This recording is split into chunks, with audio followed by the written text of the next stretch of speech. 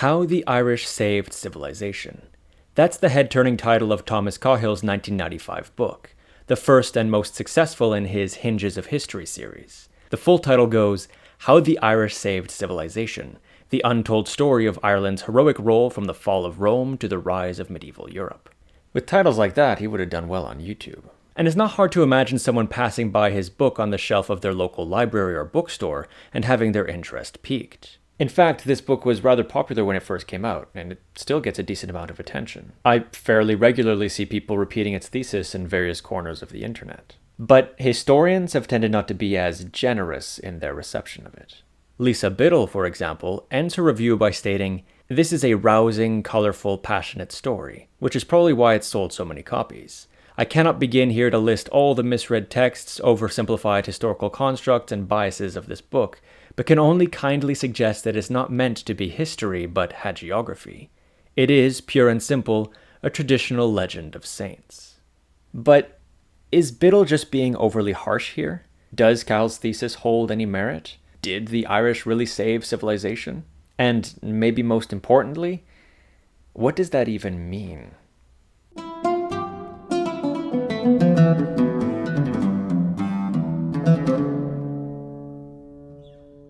If we're going to talk about Cahill's thesis, we need to know what the book actually says. To put it briefly, this book is about the fall of Rome and the beginning of the Middle Ages. Cahill argues that when Rome fell, classical culture fell along with it, vanishing from Europe. Vanishing everywhere except for the remote monasteries of Ireland, where it clung to the sides of rocky cliffs on the edge of the world. He spends a great deal of time discussing St. Patrick, the Romano-British missionary who converted Ireland to Christianity.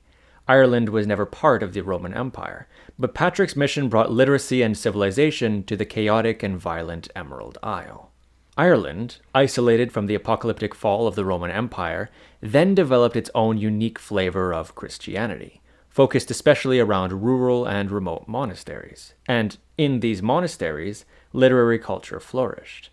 Irish monks read, copied, and preserved anything they could get their hands on, regardless of the language or the contents, which allowed classical literature and philosophical thought to be preserved, while libraries on the continent were being burned down by marauding barbarians, and what remained was being ignored by stuffy Christians unable to appreciate it.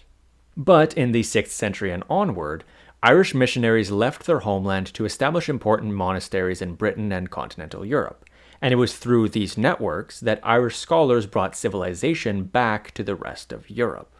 It was, therefore, thanks to the Irish, Cahill argues, that European culture could develop, that European literature exists, and that Europeans learned how to think again.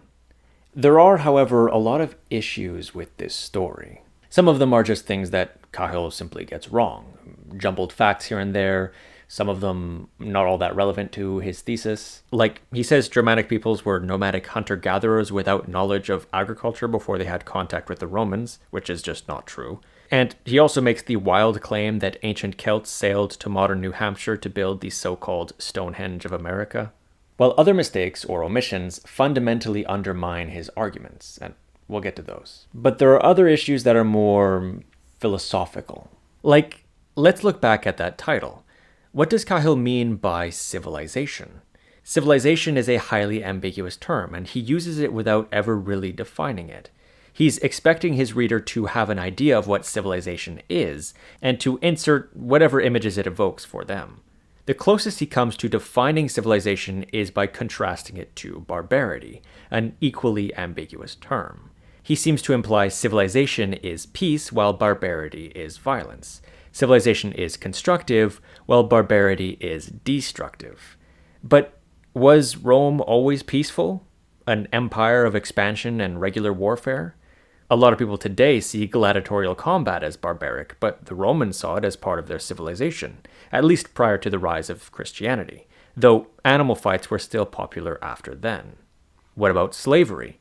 Cahill makes a big deal about Patrick abolishing slavery in Ireland, in part due to the fact that he himself had been enslaved by Irish raiders early in his life. Indeed, although Cahill is mistaken in claiming that the Irish stopped practicing slavery after Patrick's time, it is true that his experience made him an opponent of slavery. But Patrick was exceptional in that regard. Slavery was a huge part of Roman civilization, and yet today I feel fairly confident in saying that most people would see slavery as inherently uncivilized. And that gets us into the philosophical issue.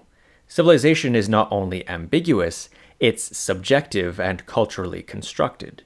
Civilization is that which is familiar, that with which we are accustomed, whereas barbarity is the foreign, the strange, that which is offensive to our senses because we're not used to it. It's a concept which is rarely used by modern scholars because it implies judgment, a chain of more or less civilized. It's been used especially in colonial contexts to justify the conquest and subjugation of others, and Cahill uses it in this way. He regularly characterizes the uncivilized barbarians as passive, incapable of doing anything unless and until civilization is injected into them. They're incapable of thought because they don't have classical works of philosophy. Their rich oral cultures are brushed aside as brutish and childish legends, while classical tales are considered the cornerstones of an elevated mind. If it weren't for the Irish, Cahill says, Europe would have been, quote, scattered tribes of animists ready for a new identity. This is why, to him, it was easy for Patrick to convert the Irish, to civilize them. They had no sense of self, no identity, because their worldview was too fluid and chaotic to have something so stable. His reasoning for saying this? Because there's a lot of shapeshifters in Irish myth, and shapeshifting implies a lack of stable identity. That seems to me like quite the leap of logic, but it's a leap which seems a lot less distant when you're already coming from a biased viewpoint in which the uncivilized live chaotic lives without any stability. They're primed and ready to be civilized and have no agency of their own. This is also tied into Cahill's old-fashioned big man view of history. Patrick is the protagonist in Ireland's conversion. Irish Christianity and culture after that point were all consciously and single-handedly molded by him. The Irish themselves have no say. Their choices, the complex dynamics within Irish culture, all brushed aside, because Patrick is the big man, the force of nature. All others just get caught up in his gravity.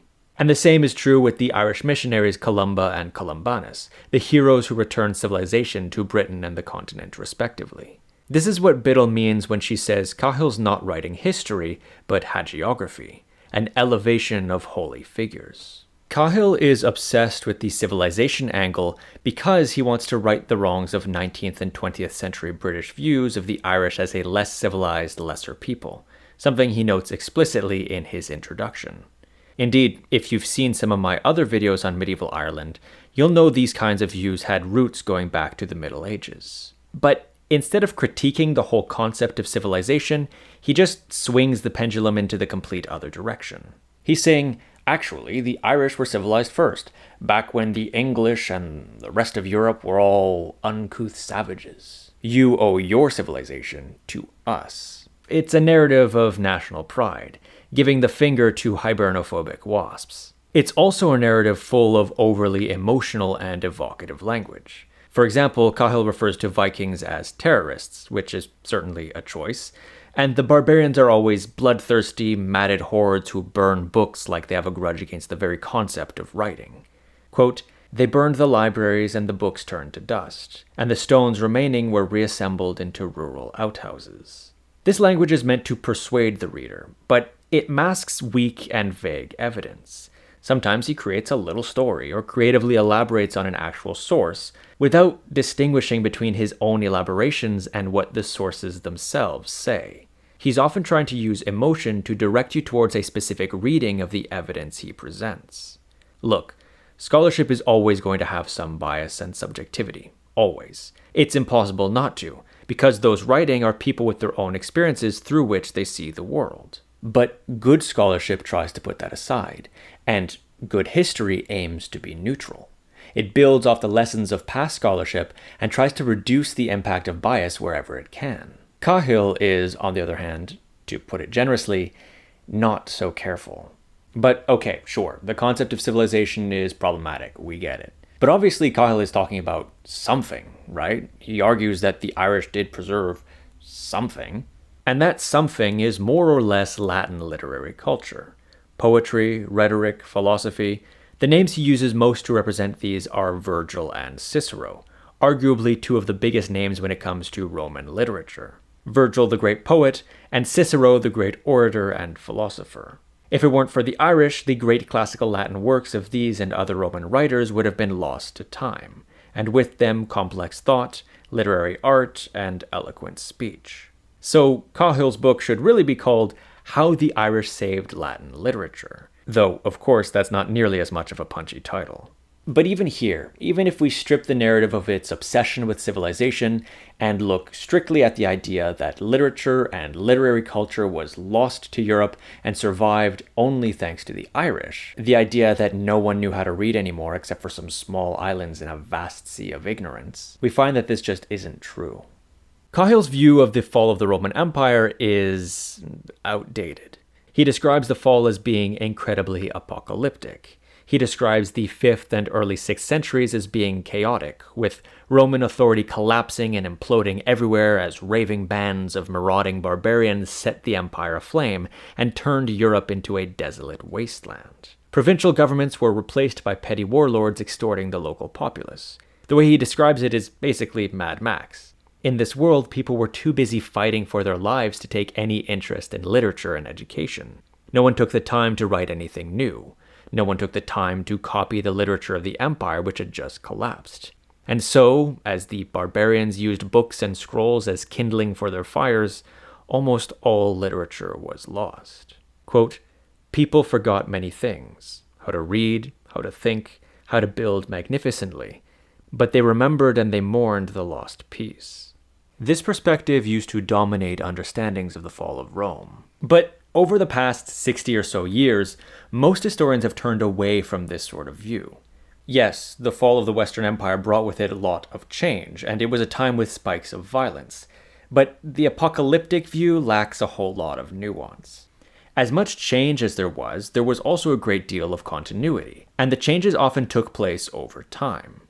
Non-Romans, the so-called barbarians, established themselves over various parts of the empire, taking authority away from the Roman government, and eventually the emperors would be overthrown for good.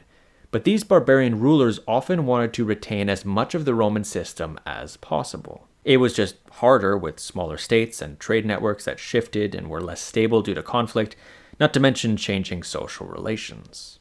But many of them embraced Roman culture, at least to some degree.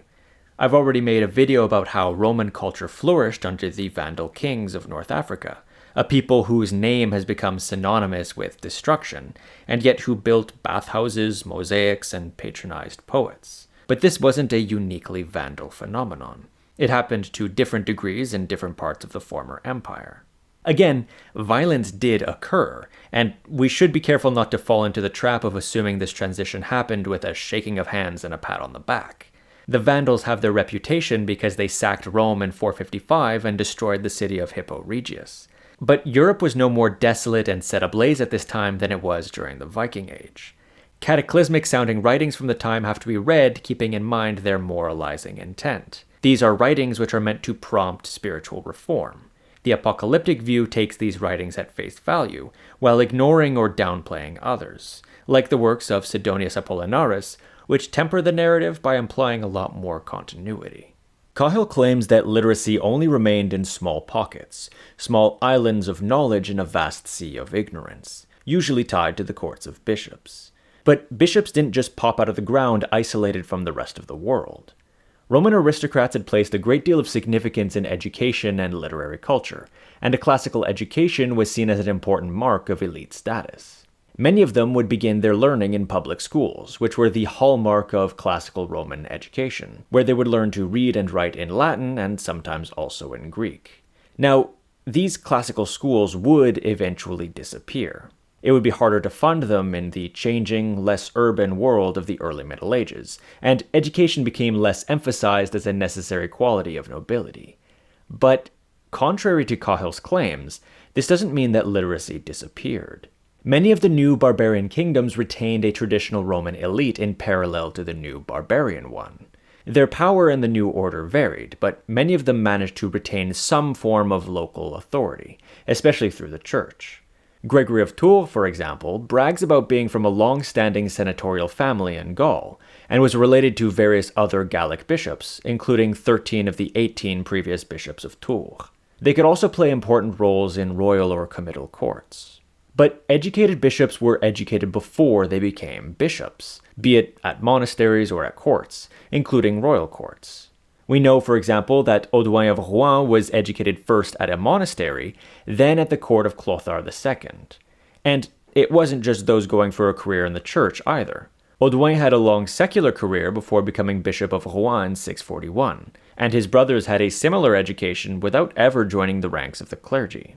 And unlike Gregory of Tours, Audoin was a Frank, a so-called barbarian, not a Roman. So it wasn't just small circles of Roman traditionalists keeping the candle of education alight against all odds, and despite the ignorance of barbarian overlords. In fact, according to the historian Ian Wood, there's reason to believe that every Merovingian king may have been able to read and write. Their courts, like the courts of many barbarian kings, were certainly important centers of education and cultural, artistic, and scholarly patronage. Now, Cahill admits that there were some figures who had access to literature at this time. He names Cassiodorus, Pope Gregory the Great, and Isidore of Seville.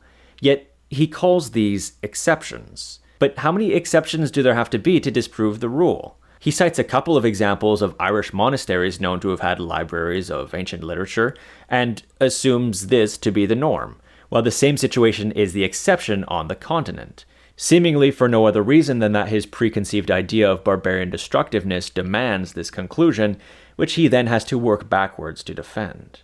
And the evidence continues to mount against this being an exception as we dig deeper into the works of the writers of the day. Boethius, often considered the last classical philosopher, was born probably after the fall of Rome and served in the court of the Ostrogothic king of Italy, Theodoric. He's known for original philosophical works and translations of Aristotle's works of logic from Greek into Latin. Although Theodoric would ultimately have him imprisoned and executed, this wasn't because of any hatred of learned men, but rather due to court intrigue and accusations of treason made by other Roman courtiers. There's also the Romano-African poets I mentioned in my video about the Vandals, like Luxurius of Carthage, many of whom were patronized by Vandal elites and were also clearly very familiar with classical literature. Then you can look at Martin of Braga, bishop under the Suebi in what is today Portugal, who translated a number of Greek sayings of desert fathers and other holy figures into Latin and wrote original works as well, and who Gregory of Tours praised as the most learned man in his lifetime. There's also Venantius Fortunatus, an Italian born shortly after Boethius' death, who grew up during the time of the Eastern Empire's conquest of Italy from the Ostrogoths. He would travel to Gaul and gain the patronage of various members of the Merovingian royal family, and formed a friendship with Gregory of Tours, while also becoming one of the most prolific poets of his time. Each of these figures and many others continued being influenced by classical thought, philosophy, rhetoric, poetic forms. Civilization, if you want to call it that, was far from dead by the time Irish monks came to mainland Europe. Unfortunately, though, Cahill gives a lot more weight to Gregory of Tours' own self-disparaging remarks throughout several of his works, where he begs his readers to forgive his uncultivated Latin, and not to mock the attempts of such an unlearned man to try and take up the tasks which ought to be in the hands of men far more educated than himself. But alas, Gregory laments, there are no more great grammarians, so he'll have to do.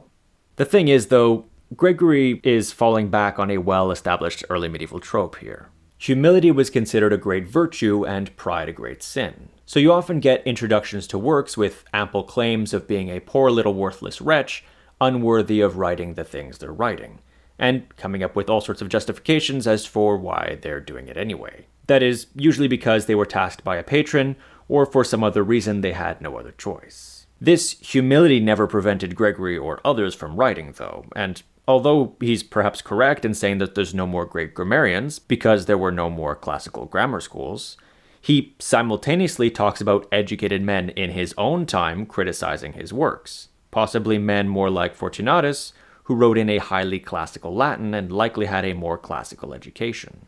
So, although Western Europe may have had a lower rate of education and literacy than it had under the Roman Empire, it wasn't as low as Cahill seems to believe it was, and those who were educated preserved a great deal of classical literature and thought. But I also think that Cahill assumes that Rome had a higher rate of education than it actually did as well, because the people who could read at all in ancient Rome were still in the minority, and those who consumed classical literature were even fewer. The grammar schools of the empire were not public schools in the modern North American sense of government-funded institutions that anyone could attend. They were more like public schools in the British sense of being open to anyone, but that anyone had to pay, what in North America we'd call private schools. The average Gaius wasn't reading Cicero or Virgil or Ovid or Lucretius, even less the Greek works of Plato, Aristotle, or Homer.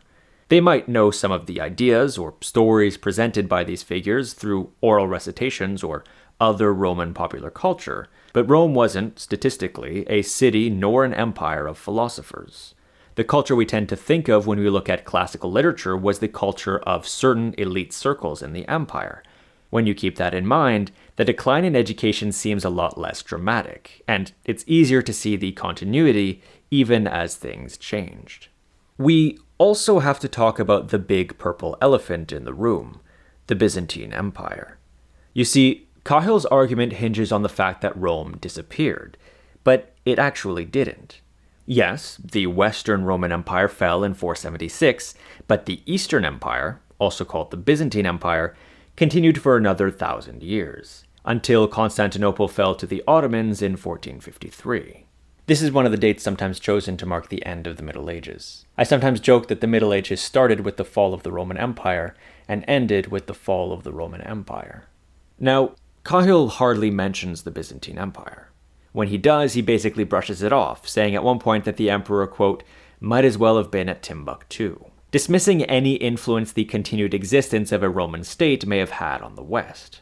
Here, Cahill's falling into another historiographical pitfall, though one that has only been criticized more recently. It's long been assumed that the Greek Orthodox East and the Latin Catholic West were entirely separate worlds in the Middle Ages, a viewpoint which was reinforced during the Cold War by a strong Iron Curtain mentality. But since the 90s, historians have started to reevaluate that viewpoint and come to recognize that these worlds overlapped a lot more than has long been assumed. And indeed, we know that Western bishops were active participants in theological debates going on in the Eastern Empire at this time, and were continuing to engage with ideas fed by a worldview built upon classical thought. As proficiency in Greek became less common amongst Western intellectuals, there was a slowing of intellectual exchange, but those ties never disappeared. But this is another reason why framing this thesis as the Irish saving civilization is weird, because even if Latin literature did entirely disappear, Greek literature remained, and much of it found a new enthusiastic audience in the Islamic world. Greek literature is often seen as central to Western civilization, and Cahill rightly points out that Irish monks did preserve some works in Greek, but these works were far from lost in the East, and they would become increasingly available again in the Latin West with the translation movements of the High and Late Middle Ages. With all that said, though, the Irish did indeed have a role to play in early medieval intellectual history. What Cahill gets wrong is the degree, exaggerating their achievements, but he didn't invent them entirely out of nowhere. It is true that the Irish monks placed a great deal of value on learning, and they cared a great deal about copying and preserving old texts. And it is certainly possible that some ancient works would have been lost if not for the wide interests of these Irish monks, though more because continental copyists might not have cared as much for those specific works to bother reproducing them than because they were actively burned by barbarians. It's also undeniable that the books the Irish produced, like most famously the Book of Kells, are incredible works of art, and seem to have had an important influence on material book culture in the Middle Ages. It's also true that the missionary monk Columba had played an important role in the conversion of modern Scotland and northern England to Christianity in the 6th century, and had an impact on the development of monastic culture there. Though Cahill does severely downplay the role of Augustine of Canterbury and the Roman missions in the south, and the influence of the continental monastic tradition. Again, he's flipping the traditional English narrative which has tended to downplay the Irish contribution, but rather than finding a nuanced balance, he insists on bringing everything to the opposite extreme. But anyway, he's also correct in noting how Anglo-Saxon and even some continental elites either traveled to Ireland for the sake of education or were educated by Irishmen who traveled abroad.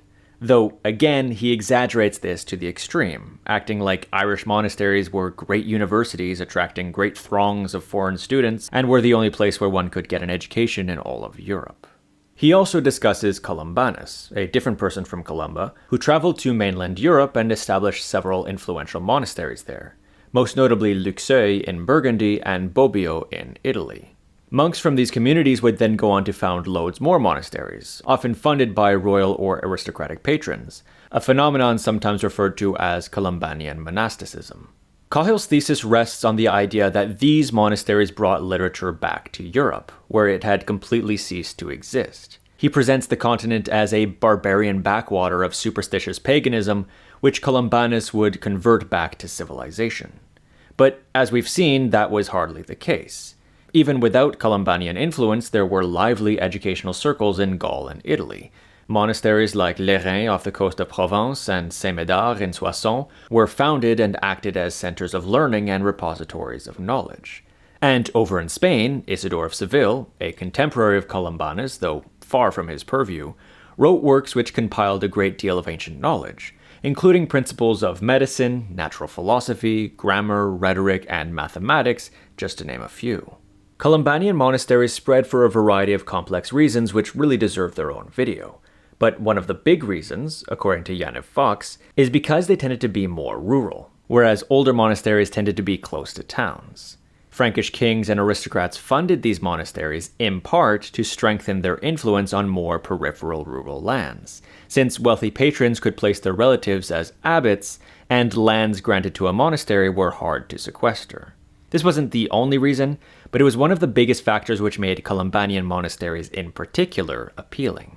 Otherwise, these monasteries were incredibly diverse. The rule of Columbanus was not all that exhaustive, so different foundations picked and chose elements from other monastic traditions to determine their character. In fact, early medieval monasticism in general tended to be this way. So the character of Columbanus wasn't necessarily reflected in every monastery, especially when it came to those he didn't found himself. But even in the ones he did found, the character could vary. Luxeuil, the most famous and influential, would end up being one of the most important manuscript copying centers of the Merovingian era, its manuscripts identifiable by a distinct Luxeuil script, which seems to be the basis of Cahill's reasoning that the Irish returned books to the continent. But Luxeuil wasn't as characteristically Irish as Cahill would have you believe. In fact, most of its monks from early on were Frankish and Burgundian aristocrats, men likely educated at the royal court. And it was they, especially in the generation after Columbanus, who would really define and lay out Luxeuil's character. Luxeuil undoubtedly played an important role in the copying of manuscripts. Is that because of the Irish? Maybe, in some roundabout way.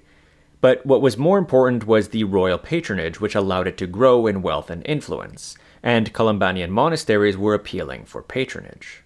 But supporting royal monasteries was an established tradition, so it's hard to say whether, if Columbanus had never come to the continent, some other monastery wouldn't have fulfilled that role. We should also keep in mind that most of the manuscripts being produced there were liturgical and other religious works intended for clergy and monastic communities. Columbanian monks weren't standing on street corners giving out copies of Cicero just like they were Jehovah's Witnesses passing out watchtower pamphlets. Manuscripts of classical works were produced as needed, and only those which people were interested in got copied. Intellectual circles continued to work as they had, though now more of their manuscripts were produced and held in Columbanian monasteries, and more intellectuals were receiving a portion of their education there. It's also possible that manuscripts were now easier to come by, but this was still a world where books were valuable and relatively rare, and if you wanted a particular book, you had to know people who knew people. If you knew an Irishman who had a good collection, you'd get it from him, and there were Irishmen in monasteries across the continent, so that was probably not an uncommon occurrence. But they weren't the only ones with books. Cahill's work is problematic for a lot of reasons, far more than I could ever cover in this video. It's incredibly biased, makes use of antiquated concepts, viewpoints, and methodologies. It uses vague terms so the reader can fill in the blanks with whatever would make them more likely to agree.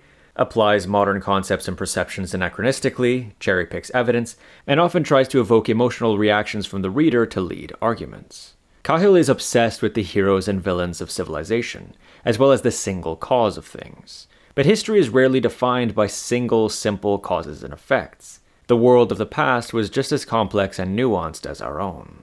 The Irish didn't save civilization.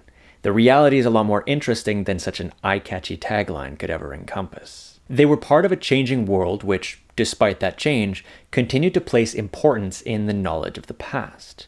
They impacted and were impacted by it, but they were not solely responsible for it. This isn't a takedown of the Irish, it's not some kind of gotcha, because the Irish shouldn't need to save civilization for their history, distant, recent, or present, to be interesting or meaningful. The history and achievements of one people doesn't have to be at the expense of others. And civilization shouldn't be our metric for determining whether a people's history is important, just as it shouldn't be used to determine whether a people deserve respect as human beings, or whether their culture should be deemed worthy to exist. Thank you all so much for watching. I'll see you next time.